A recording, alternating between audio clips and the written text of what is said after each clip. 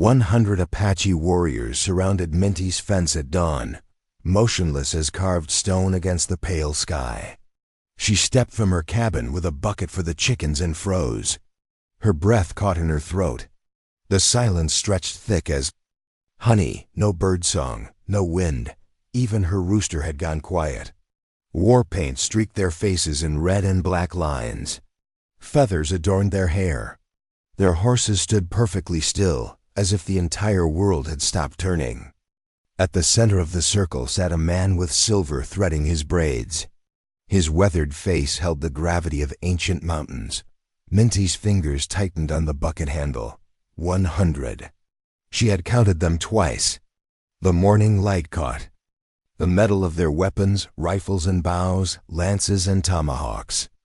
Yet none were raised, none were pointed at her.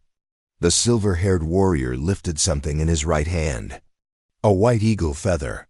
It caught the early light. Her cabin sat small and fragile in the center of their perfect circle. The fence Samuel had built seemed foolish now, a child's drawing of safety. The posts he had driven into the hard ground looked like twigs against the vastness of mounted warriors. Blood rushed in her ears. Her heart hammered against her ribs. The bucket trembled in her grip. The warrior with the feather spoke. His voice carried across the silent morning with the weight of stone. Woman who saves Apache. Each word fell deliberate and heavy. Minty's throat went dry. Her legs felt weak beneath her calico dress. Now Apache save woman. The feather turned slowly in his fingers. White against the morning sky. Sacred. Ceremonial. But first you choose. Behind her cabin, barely visible in the shadows, lay the bloodied bandages she had buried 3 days ago. The torn cloth that had wrapped wounds. The evidence of her. Choice. White man's law or honor. Dust appeared on the horizon, a thin line of movement against the endless sky.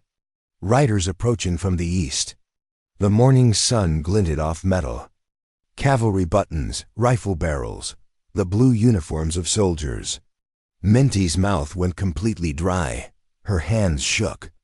The bucket slipped from her fingers and hit the ground with a hollow thud. Water spilled across the dirt, darkening the earth. The Apache warriors had not moved, had not even glanced toward the approaching dust. Their eyes remained fixed on her, waiting, watching. She counted the riders on the horizon. 20, maybe 25, blue coats and brass buttons. The morning. Patrol from Fort Apache. They would arrive within minutes. The silver-haired warrior lowered the feather. His dark eyes held hers across the distance. Ancient eyes. Eyes that had seen too much death. Choose now. The cavalry grew larger against the sky. She could hear the thunder of their horses now, a low rumble that shook the ground beneath her. Feet. 25 soldiers, 100 Apache. Her small cabin caught between them. Minty pressed her back against the cabin wall. The rough wood dug into her shoulders. Her grandmother's voice echoed in her memory, words spoken in the slave quarters of Georgia so long ago. We heal who needs healing, child. That's what the Lord put us here for.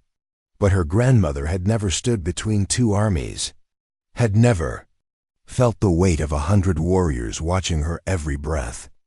The Apache horses shifted, barely perceptible movement. Ears pricked forward, muscles tensing. They heard the cavalry too. The silver-haired warrior's hand moved to his rifle, not raising it, just touching the stock. The other warriors remained, motionless, waiting for her answer. Minty's legs trembled. She slid down the cabin wall until she sat in the dirt. Her dress pooled around her like spilled ink. The morning sun climbed higher, casting long shadows across the yard. The cavalry dust grew thicker, closer. She could make out individual riders now. The lead horse carried a man with Colonel's bars glinting on his shoulders. Colonel Tavish, the man who had been pressuring her to sell Samuel's land. The man who spoke of Indians with poison in his voice. She closed her eyes. Behind her eyelids, she saw the face of the man she had pulled from the dust 3 days ago. The Apache warrior who had been dying in her yard. The man whose life she had saved. The man who had brought 100 warriors to her door. The thunder of cavalry horses grew louder. The ground shook beneath her. In minutes they would crest the hill and see the warriors. See the circle of painted faces and drawn weapons. See her sitting in the middle of it all. Menti opened her eyes. The silver-haired warrior still watched her, still waited. The white feather turned slowly in the morning breeze. She had minutes to choose, minutes to decide who lived and who died. Minutes to choose between the world she knew and the world she had glimpsed in 3 days of healing. The cavalry crested the hill. 3 days earlier, Menti had walked the same ground in the fading light of. Hands moved with practiced skill, cleaning, stitching, binding. The man stirred once, tried to speak, but fever held him under. When she finished, she sat back on her heels. The lamp flickered in the draft from the door. Outside, coyotes began their nightly chorus. The sound of wild things calling to each other across the darkness. The man she had saved was Apache. She could see it in his face, in the way he wore his hair, in the beadwork on his torn shirt. The enemy, according to Colonel Tavish. The danger that stalked honest homesteaders. But he looked like a man, just a man. Wounded and fevered and far from home. Menti moved him to Samuel's bed. Covered him with quilts her grandmother had made. Set water and broth within reach. Then she sat in the chair by the window and watched the night. Tomorrow would bring decisions. Tomorrow would bring consequences. But tonight, she had chosen to heal who needed healing. The wind picked up outside. It rattled the window glass and found every crack in the cabin walls. The sound of wild country. The sound of a place where civilization wore thin. The man slept. His breathing grew stronger. His fever began to break. Menti dozed in the chair. Her hand rested on the knife at her belt.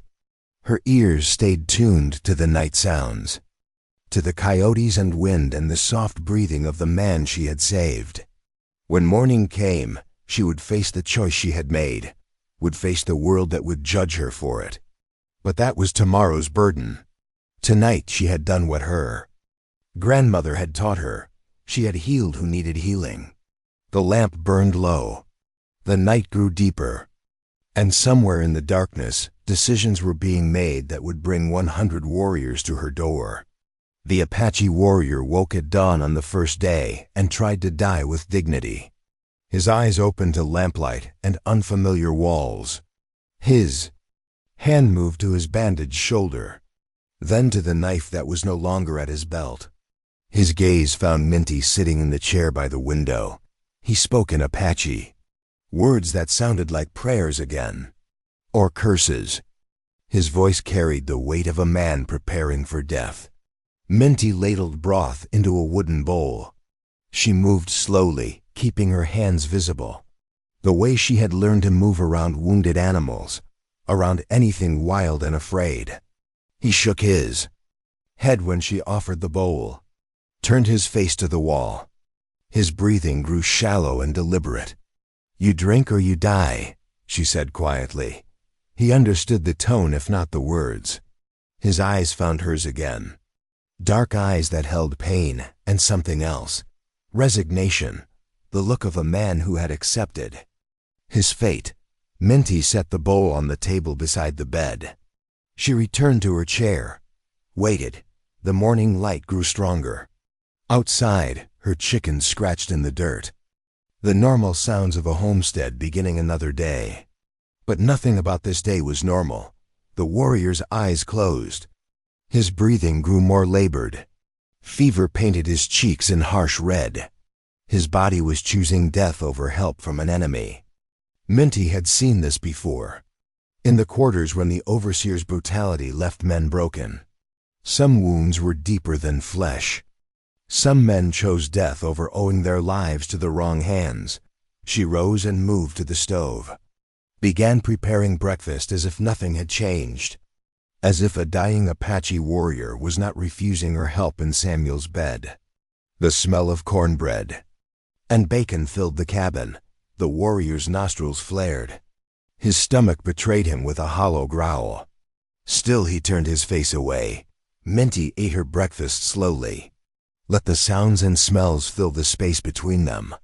When she finished, she spoke without looking at him.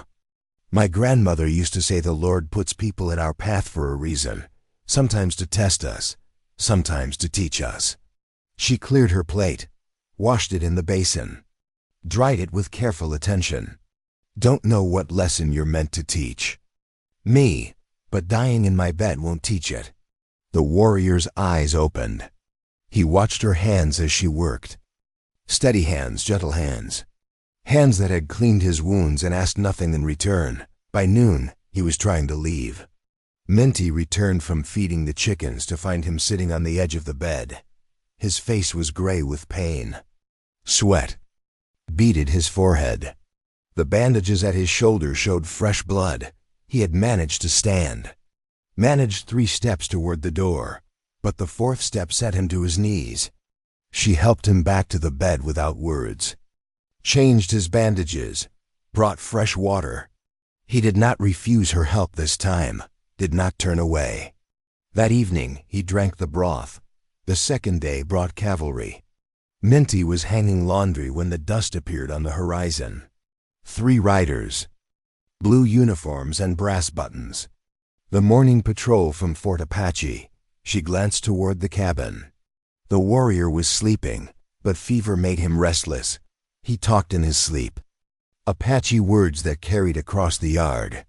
The evening, the fence post Samuel had driven into the Arizona earth cast long shadows across the yard. She carried a bucket of scraps for the chickens, the same routine she had followed every day since his death. The letter from Georgia remained unopened on her kitchen table. Her sister's careful handwriting spelled out an invitation to return home, to leave this harsh land and its endless sky, to abandon the dream Samuel had died believing in. She had come west as a mail-order bride to a man she had never met, a former Buffalo soldier who had claimed land and built a cabin with his own hands. The journey from Georgia had taken 3 weeks. 3 weeks of hoping for a new life, a fresh start in territory where the war's wounds might heal. Samuel Freeman had been dead 2 days when she arrived. Fever had taken him, the neighbors sighed, quick and merciless. The preacher had already spoken words over his grave. The land deed bore both their names now. A wedding by proxy, signed in death. The cabin was hers. The 40 acres were hers.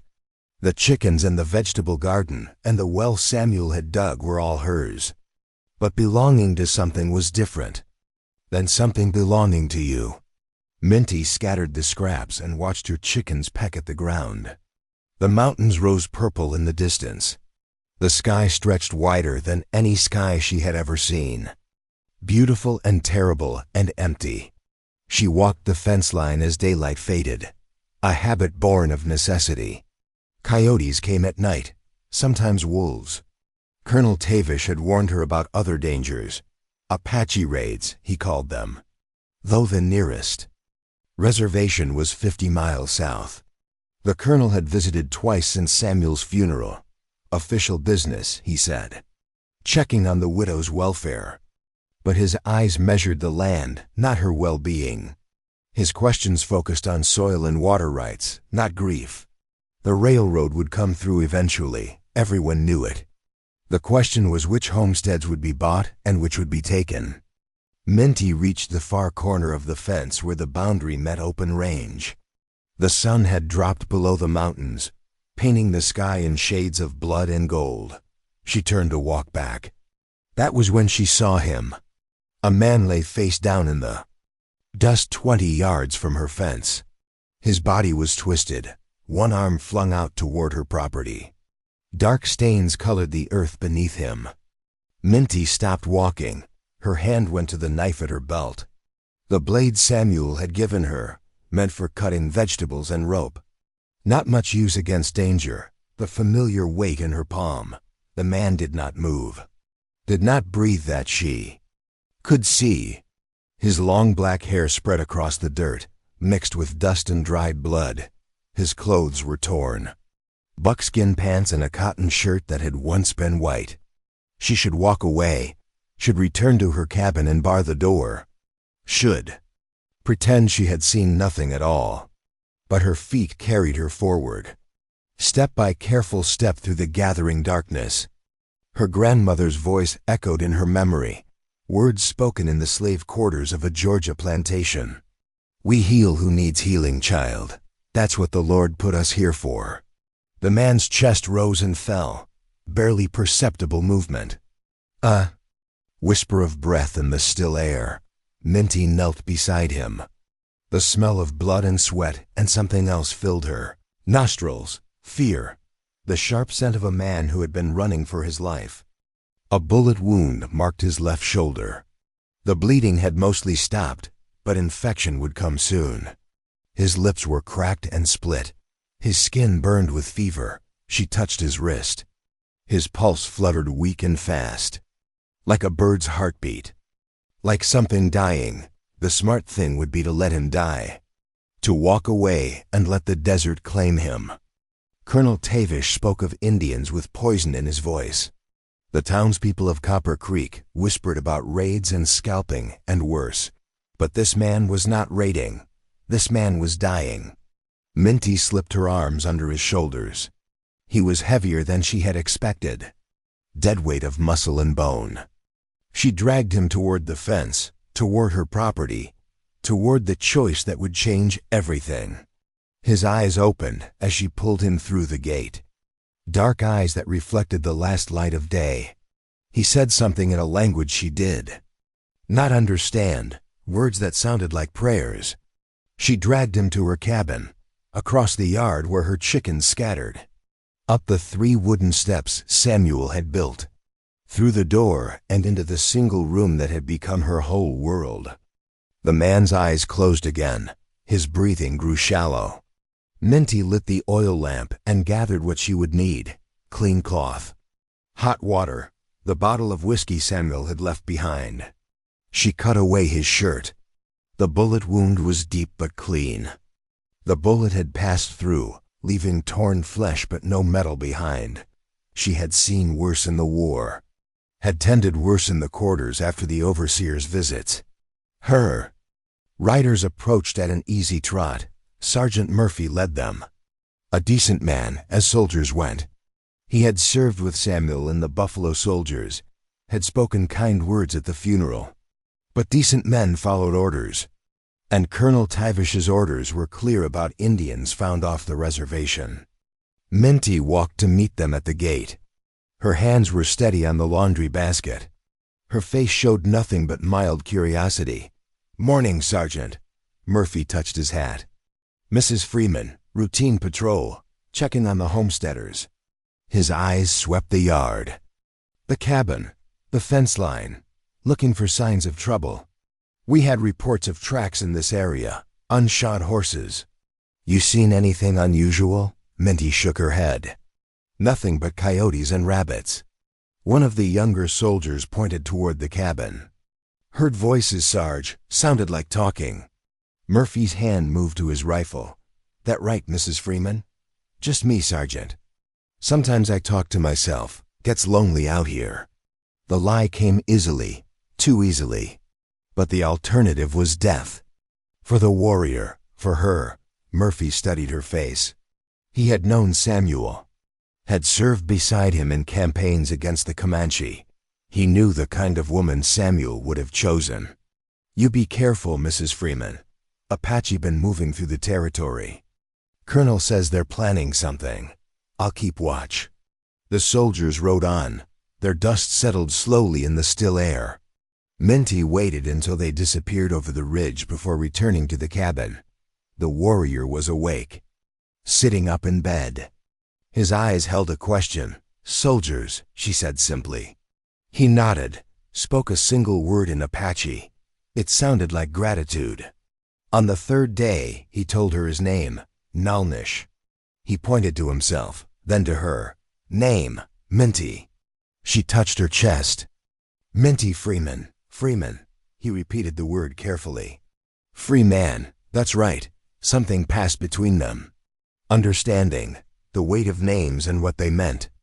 The burden of freedom and what it cost. His English was limited but present. Learned at the reservation school before he left. Before he chose the old ways over the new. Why you help? The question she had been asking herself for 3 days. The question that had no easy answer. Because you needed help. He studied her face. Searching for deception. For the trap that must be hidden in such simple kindness. White soldiers kill Apache. Apache kill white settlers. You know this. I know, but you help. Yes. He was quiet for a long time. His fingers traced the pattern on the quilt. Samuel's grandmother had made it. Generations of freeman women had slept under its warmth. My uncle is Cochise. The name hung in the air between them. Cochise, the war chief who had fought the army to a standstill, who had carved out a reservation with bullets and blood. I am scout for my people. Watch the blue soldiers. Count their numbers. He was telling her secrets, trusting her with information that could get his people killed. The soldier chief, Colonel Tavish, he wants war, pushes the Apache, kills women and children. Calls it justice. Minty's hand stilled on the mending in her lap. What do you mean? He burns camps. Says Apache attacked first, but we attack nothing. We try to live in peace. The words settled in her chest like stones. Colonel Tavish had visited her twice. Had spoken of Apache raids. Had used those raids to justify his pressure on homesteaders. Why tell me this? Nalnish met her eyes. Because you have honor. Because you heal who needs healing. That evening, he was strong enough to leave. His fever had broken. His wounds were healing clean. He moved without pain, but he stayed through the night, sat by her fire, shared her simple meal, spoke of his people and their struggles, of the old ways dying and the new ways bringing only sorrow. At dawn, he rose to go. From his shirt, he pulled a small stone, turquoise, smooth and blue as summer sky. He pressed it into her palm. "Sister who heals," he said in Apache. Then in English, "Sister." He walked to the door, paused, looked back.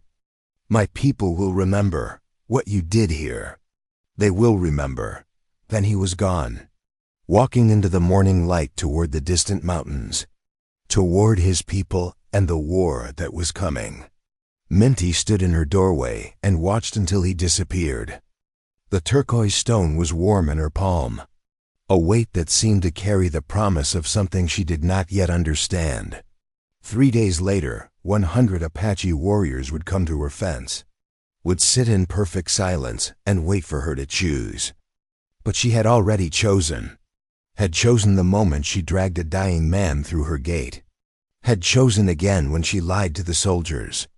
Had chosen a third time when she accepted the gift of his trust. The stone in her palm was proof of that choice, evidence of the bond she had forged with a people she barely knew. The wind picked up, carrying the scent of sage and distant rain. Change was coming to the territory. War was coming. And she would be ready for it. The silver-haired warrior's voice cut through the morning stillness. War comes to this territory. Blue soldiers hunt Apache families, kill women, kill children. Call it justice. Minty's hand closed around the turquoise stone at her throat. Nalnish's gift. The weight of 3 days and one choice that had changed everything. But Nalnish speaks of honor, of woman who heals, who chooses mercy over fear. The cavalry dust grew thicker on the horizon. Colonel Tivish's patrol. 25 soldiers riding hard toward her homestead, toward the circle of Apache warriors, who had not moved since dawn. We ask Sister Who Heals to carry words, between Apache and any blue soldier with honor left. Jew lowered the white eagle feather. His weathered face held the weight of too many battles, too many funerals. Too many choices between war and extinction. You speak for peace. We listen for peace. But if peace fails, Apache fight. The ground trembled beneath her feet. The cavalry was close enough now to hear individual horses, to see the glint of metal in the morning sun. Minty's throat felt dry as its end. Her legs trembled. She pressed her back against the cabin wall and tried to understand what was being asked of her. You want me to be a messenger? Yes. Between Apache and soldiers. Yes. If I'm caught, they'll hang me as a traitor. Ju's expression did not change. If you refuse, innocent people die. Apache people. White people. Children on both sides. The cavalry crested the hill. Colonel Tavish rode at the front, his blue uniform immaculate despite the dust. Behind him, 24 soldiers in formation. Rifles ready. Faces hard with the certainty of men who had been told they were hunting savages. I need to know something first, Minty said. Is what Nalnish told me true? About Colonel Tavish? Ju's eyes grew cold. Blue Soldier Chief burns camps, claims Apache attacked first. But we attacked nothing. We try to feed our children. He's manufacturing reasons for war. Yes, the word fell between them like a stone. Into still water. Ripples of understanding spread through Minty's mind. The colonel's visits to her homestead. His questions about the land. His pressure for her to sell. The railroad was coming. Apache land stood in its path. Dead Apache could not claim treaty rights. How long do I have to decide? Ju glanced toward the approaching cavalry. Blue soldiers arrive in 5 minutes. You choose now. Minty's mind raced. If she refused, the warriors would fade back into the landscape. Tavish would find her alone. Would question her about the horse tracks surrounding her property. Would grow more suspicious of the black woman homesteading alone. If she agreed, she became a spy, a traitor in the eyes of her own people, a bridge between worlds that wanted to destroy each other. But innocent people were dying, children were dying, and she had the chance to stop it. I'll do it. The words left her mouth before she fully realized she had spoken them, but once said, they could not be taken back. Ju nodded once, sharp, final. Apache remember debts. Apache remember friends. How will I contact you? Leave messages under. The lightning tree, 1 mile north. White cloth means urgent. Red cloth means soldiers coming. The cavalry was close enough now to see individual faces. Colonel Tavish's mustache, Sergeant Murphy's weathered features. The young lieutenant who always rode at the colonel's right hand. They cannot see us speaking, Ju said. Then go. But the war chief did not move. His eyes held hers with an intensity that made her want to look away. One more thing, sister who heals. Not all Apache trust white woman. Some say this is trap. Some say kill you now. Minty's blood went cold. What do you say? I say Nalnish has good eyes. I say woman who risks death for enemy has honor. But if you betray Apache, if you lead blue soldiers to our camps, those warriors will come for you. I understand. Do you? The question hung in the air between them. Heavy with meaning. Heavy with the weight of choices that could not be undone. Yes, Ju raised his hand. A signal invisible to approaching cavalry, but clear to Apache eyes. The circle of warriors began to move. Not fleeing, melting, becoming one with the landscape that had hidden them for generations. Within 30 seconds, 100 mounted warriors had vanished. The morning light revealed empty ground. Empty sky. Only the tracks remained, and those could be explained. Minty walked to her overturned water bucket, picked it up, began the pretense of normal morning chores. Her hands shook as she scattered grain for the chickens. Colonel Tavish's voice carried across the yard before she could see his face. Mrs. Freeman. She turned, composed her features into mild curiosity. Colonel, you're out early. He reined in his horse at her gate. Behind him, the other soldiers fanned out in a practiced formation, eyes scanning, hands near weapons, had reports of Indian activity in this area. Large party, unshod horses. Minty gestured toward the tracks surrounding her property. Had some young braves try to steal chickens earlier. Fired a shot in the air. They scattered. Tivish's eyes narrowed. You fired on Indians? Warning shot. They were just boys. Probably hungry. You should have sent word to the fort immediately. Didn't seem worth the trouble. They ran off. Quick enough. The colonel dismounted, walked to her fence, studied the tracks with practiced eyes. Too many tracks. Too organized, too military. These aren't the tracks of hungry boys, Mrs. Freeman. Minty's heart hammered against her ribs. I wouldn't know. I just saw them trying to get at my chickens. Sergeant Murphy rode closer. His face was troubled. Colonel, these tracks are fresh. This morning fresh. And there's a lot of them. How many would you say, Sergeant? Murphy studied the ground. 50, maybe more. That's not a raiding party, Mrs. Freeman. That's a war party. Minty forced herself to meet his eyes. Then I'm grateful they only wanted chickens. Tivish's hand moved to his sidearm. You're certain you didn't speak with them? Didn't have any communication? I stayed inside until they left. Figured that was safest. The lie came easier this time. But lies got heavier with repetition. Each one added weight to the burden she now carried. I think you should consider my offer, Mrs. Freeman. Sell the land. Move to town. This territory is about to become very dangerous for isolated homesteaders. I'll think about it. You do that. He remounted his horse, signaled to his men. But his eyes remained on her face, searching, suspicious. One more thing, Mrs. Freeman. If you have any contact with hostiles, any contact at all, you're required by territorial law to report it immediately. Of course, the penalty for aiding hostile Indians is death. The words hung in the morning air, cold and final, a warning and a threat. I understand. Tavish touched his hat brim. Good day, Mrs. Freeman. The cavalry rode away. Their dust settled slowly in the still air. Minty waited until they disappeared completely before allowing herself to breathe. Her legs gave out. She sat heavily on her front steps. The turquoise stone felt warm against her throat. A reminder of the choice she had made, the path she had chosen. She was a spy now. A messenger between worlds. A bridge built over an abyss of blood and mistrust. But she was also something else. Something that might be more important than her own survival. She was hope. Fragile and dangerous hope that two peoples might find peace before they destroyed each other. The sun climbed higher.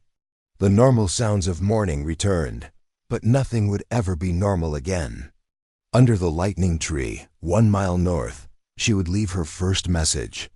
The beginning of a conversation that might save lives. Or end her own. The wind picked up, carrying the scent of sage and distant mountains. Somewhere out there, Apache families were moving their camps. Somewhere out there, soldiers were cleaning their weapons.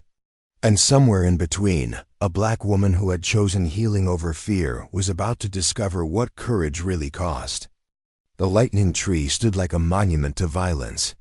Its massive trunk had been split by a thunderbolt years ago, leaving it hollow but alive, scarred but standing. Minty understood why the Apache had chosen it. She tucked the first message into the hollow. A folded paper that contained everything she knew about Colonel Tavish's patrol schedules, his supply runs, his troop movements, information that could save Apache lives or damn her own.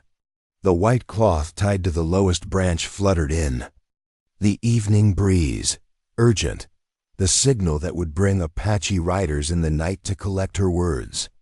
Walking home through the gathering darkness, Minty felt the weight of her choice settling into her bones.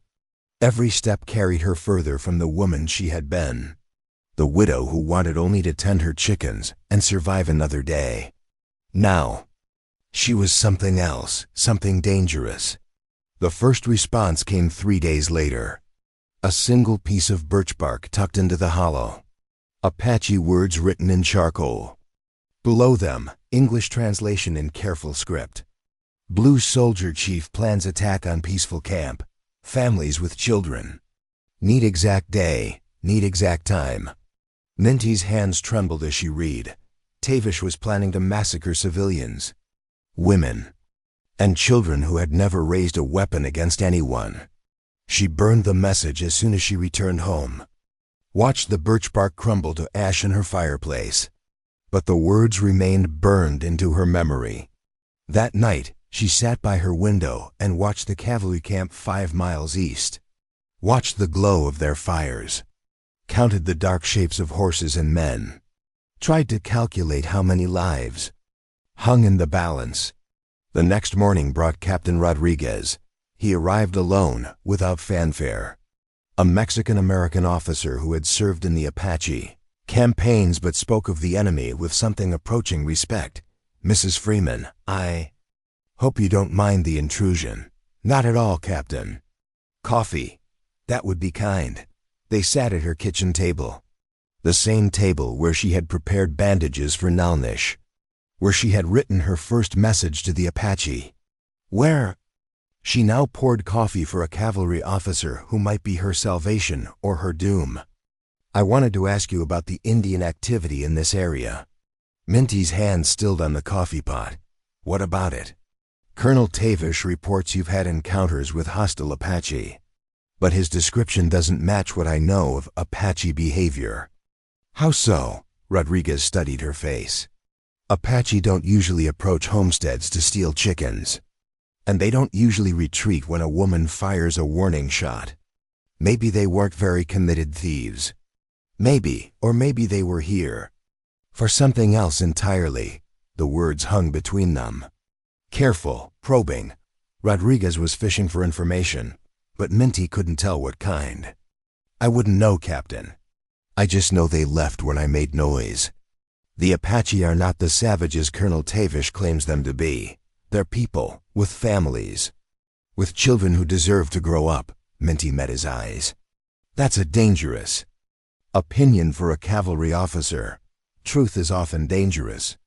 Something passed between them, an understanding, a recognition of shared burden. Rodriguez was a man caught between orders and conscience, between duty and decency. If someone wanted to communicate with Apache leaders, he said carefully, if someone wanted to prevent unnecessary bloodshed, how would they go about it? I wouldn't know anything about that. Of course not. But hypothetically, Minty poured herself coffee. Bought time to think. Rodriguez was either offering to help or laying a trap. Either way, her answer would determine the path forward. Hypothetically, I imagine such a person would need to be very careful. Very sure of who they trusted. Hypothetically, yes. And they would need to be prepared for the consequences if they were discovered. Indeed, Rodriguez finished his coffee. Rose to leave. At the door, he turned back. Mrs. Freeman, I'm being transferred to Fort Sill next week. Colonel Tavish requested my reassignment. He prefers officers who share his methods. I'm sorry to hear that. Before I leave, I want you to know that not all cavalry officers believe Apache families should be hunted down and destroyed. Some of us believe in honor, in protecting the innocent. I'll remember that. And Mrs. Freeman, if you ever need anything at all, you can reach me through Sergeant Murphy. He's a good man, one of the few left. After Rodriguez left, Minty sat at her table and stared at the 2 coffee cups. One decision point had passed. Another was approaching. That night, she left her second message under the lightning tree. Red cloth this time, soldiers coming. The attack would happen in 3 days. Dawn assault on a camp 40 miles south. But she also left something else. A suggestion, a desperate gamble. Captain Rodriguez wants to prevent massacre. Can be trusted. Transfers to Fort Sill next week. Last chance for honorable soldier contact. The next morning, she found her chickens scattered across the yard. Not killed, just scattered. A message. Someone had been watching her place during the night. She found the note tucked under her door. Block letters on brown paper. We know what you are. Leave or face consequences. No signature, no identifying marks. But the paper smelled of tobacco and whiskey. Smelled of the saloon in Copper Creek, where the townspeople gathered to share their fears and hatreds. Mayor Crenshaw owned that saloon. Mayor Crenshaw, who had been asking questions about her land, about her business, about why a colored woman thought she could homestead alone in Apache country. Minty burned the note, but the threat remained. The noose was tightening from all sides. That evening, she discovered someone had poisoned her well. The water tasted of bitter herbs and chemicals. Her livestock grew sick from drinking it. 3 chickens died before she could stop them. She was running out of time. Running out of options. Running out of friends. The third message came on birch bark again. Apache words followed by English translation. Attack stopped. Families safe. But some warriors no longer trust white women. Say you lead soldiers to us. Say you must be silenced. Minty's blood went cold. She had prevented a massacre, but the act had made her enemies on both sides. Tavish suspected her of treason. The townspeople suspected her of consorting with savages. And now some Apache suspected her of being a spy for the army. She was trapped between worlds. Trusted by none. Hunted by all. The final line of the message made her stomach twist. Captain Rodriguez taken prisoner during transfer. May be traded for information about messages. Time grows short. Rodriguez had been captured. The one honorable officer who might have helped broker peace was now a prisoner. And if he broke under interrogation, if he revealed their conversation, Minty would be exposed as a traitor. She burned the message and sat in her dark cabin. No lantern, no fire. Just darkness and the weight of choices that had seemed noble. Once but now felt like steps toward a gallows. Outside, coyotes called to each other across the night. Wild voices in the wilderness. The sound of creatures that belonged nowhere and everywhere at once. Just like her. The wind picked up rattling. Her windows. Somewhere in that wind, she heard the sound of approaching horses. Many horses, moving in formation. Someone was coming for her. In the darkness, she could not tell if they rode with saddles or without. Could not tell if they came as friends or enemies. Could not tell if dawn would find her alive or dead. She checked her rifle, counted her bullets. Prepared for the choice that might be her last. The sound of horses grew closer. The sound of men who rode with purpose. The sound of consequences coming home. Dawn broke gray and threatening. Storm. Clouds gathered on the horizon. The air felt heavy with the weight of approaching violence. Minty stood on her porch and watched Mayor Crenshaw's mob approach from the east. 20 men from Copper Creek, farmers and shopkeepers turned vigilantes. They carried ropes and rifles and the righteous anger of people who had convinced themselves they were saving civilization. Araminta Freeman. Crenshaw called out as they surrounded her cabin. You stand accused of giving aid and comfort to hostile Indians. I stand accused of a lot of things, Minty replied. Most of them by men who don't know what they're talking about. We found your messages under the lightning tree. Written in your hand. Minty's heart sank. Someone had been watching her. Someone had followed her to the meeting place. Don't know what you're talking about. Apache writing. Translated into English. Information about cavalry movements. That's treason, Mrs. Freeman. The wind picked up. Dust devils danced across the yard. In the distance, thunder rumbled. You have one chance to confess, Crenshaw continued. Tell us everything. Name your Apache contacts. Help us end this threat. And if I refuse? Then Justice takes its course. Movement on the ridge caught Minty's eye. Apache warriors on horseback, 50 of them. Maybe more. They sat motionless against the storm clouds, watching the confrontation below. Jew was among them. She could see his silver hair, his weathered face. The war chief who had offered her a choice between white man's law and honor. The townspeople followed her gaze, saw the warriors. Panic rippled through their ranks. "They're here for her," someone whispered. "She led them to us. It's a trap." Crenshaw raised his rifle. "This ends now." That was when the cavalry arrived. Colonel Tavish rode hard from the west with 25 soldiers. He had been watching too, waiting for this moment. The moment when Apache and townspeople would clash around the woman he suspected of treason. "Stand down, all of you," Tavish commanded.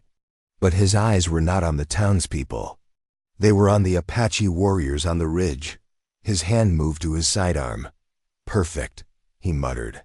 "Finally get them all in one place." Minty realized the truth. Tavish had orchestrated this confrontation, had used her as bait, had allowed the situation to develop until he could justify attacking Apache warriors and hanging a suspected traitor. 2 groups of enemies, 1 innocent woman, 1 corrupt officer planning to destroy them all. "You're under arrest, Mrs. Freeman," Tavish announced, "for treason against the United States." "And you're under arrest, Colonel." The voice came from behind the cavalry. Captain Rodriguez rode into view with 5 federal investigators. He was supposed to be a prisoner, was supposed to be dead or broken.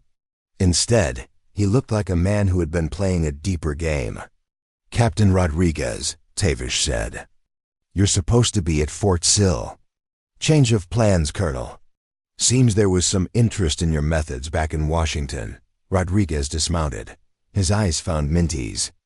A message passed between them. Trust. "Finally, Mrs. Freeman has been working with federal authorities to expose corruption in the Territorial Command. Her messages to Apache leaders were approved by the War Department.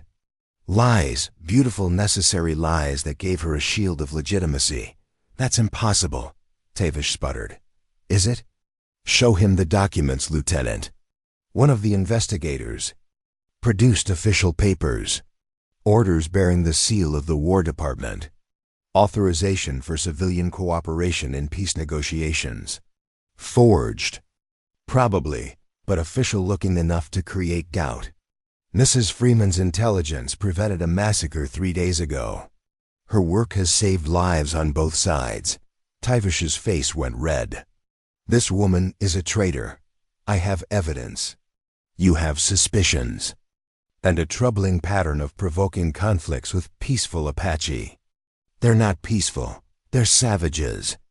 The only savage I see is an officer who orders attacks on families with children." The words hung in the air, accusation and counter-accusation. But Rodriguez held the higher ground now. Federal authority trumped territorial command. "Stand down, Colonel. You're relieved of command pending investigation." "Like hell I am." Tavish drew his sidearm, pointed it at Rodriguez. "Nobody's relieving me of anything." That was when Sergeant Murphy moved. The career soldier who had served with Samuel, who had known right from wrong even when orders blurred the line between them. Murphy's rifle barrel pressed against Tavish's neck. "I said stand down, Colonel." "You're making a mistake, Sergeant." "No, sir, I'm fixing one." The moment stretched. Taut, 2 forces balanced on a knife's edge. Then Tavish's shoulders sagged. He lowered his weapon. "This isn't over." "Yes, it is," Rodriguez said quietly. "Lieutenant, place Colonel Tavish under arrest." The federal investigators moved forward. Shackles clicked around Tavish's wrists. Justice, finally. Slow and imperfect, but justice nonetheless. On the ridge, the Apache warriors remained motionless, watching, waiting to see how this drama would end. Crenshaw and his mob began to back away, Their righteous anger had evaporated in the face of federal authority. They were just frightened townspeople now. Ordinary men who had let fear drive them to the edge of violence. "Go home," Rodriguez told them, "all of you, before I decide to investigate who's been threatening federal witnesses." They scattered, dust clouds marking their retreat. When the last of them had gone, Rodriguez approached Minty's porch. His face was serious, but not unkind. "Mrs. Freeman, I owe you an apology." "For what?" "For letting you carry this burden alone. For not acting sooner. You acted when it mattered. The Apache on the ridge, they came for you. They came to see if I would be abandoned, if honor meant anything to white men." Rodriguez looked up at the warriors, at just sitting straight-backed, on his horse, silver hair streaming in the wind. "What do I tell them? Tell them the truth.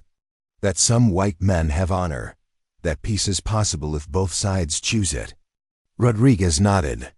He walked to the base of the ridge and called out in Spanish, then in broken Apache, words of respect, words of peace. Jew rode down alone, stopped his horse in front of Rodriguez. The two men studied each other, soldier and war chief, enemy and potential ally. "Sister who heals speaks truth," Jew said in careful English. "You have honor, as do you. Then, we talk, find path that does not end in death. I would welcome such a path." They shook hands. A small gesture. A bridge built across an abyss of mistrust. The storm clouds began to break. Sunlight streamed through the gaps, painting the landscape in gold and shadow. 6 months later, Minty stood in her garden and watched Apache children play with settler children near the lightning tree. The hollow that had once hidden desperate messages now held wildflowers. Captain Rodriguez had been assigned to implement the new peace treaty. He had also asked for her hand in marriage. She had said yes to both the man and the mission. Melnish visited regularly. He taught her Apache healing methods while learning her grandmother's remedies. They had become true brother and sister, bound by more than blood, bound by the choice to heal rather than harm. The town of Copper Creek had slowly accepted her. The woman who had prevented a war was harder to hate than the woman who had simply wanted to be left alone. Sergeant Murphy had been promoted to sheriff. He kept the peace with a firm hand and a fair heart. And in the evenings, when the wind carried the scent of sage and distant mountains, Minty would touch the turquoise stone at her throat and remember the choice that had changed everything. She had chosen to heal who needed healing. The choice had nearly killed her, but it had also made her whole. The scarbark lightning tree stood witness to it all. Split by violence, but still growing. Still reaching toward the sky. Still offering shelter to those who needed it most. Some wounds became wisdom. Some broken things became beautiful. Some bridges once built could bear the weight of hope. And that is all to the story for now. Please let me know where you are tuning in from. Perhaps we will create a story there. Consider liking this video and subscribing to our channel. And if you enjoy our content, click this video on your screen. I promise you, it's worth watching. See you tomorrow.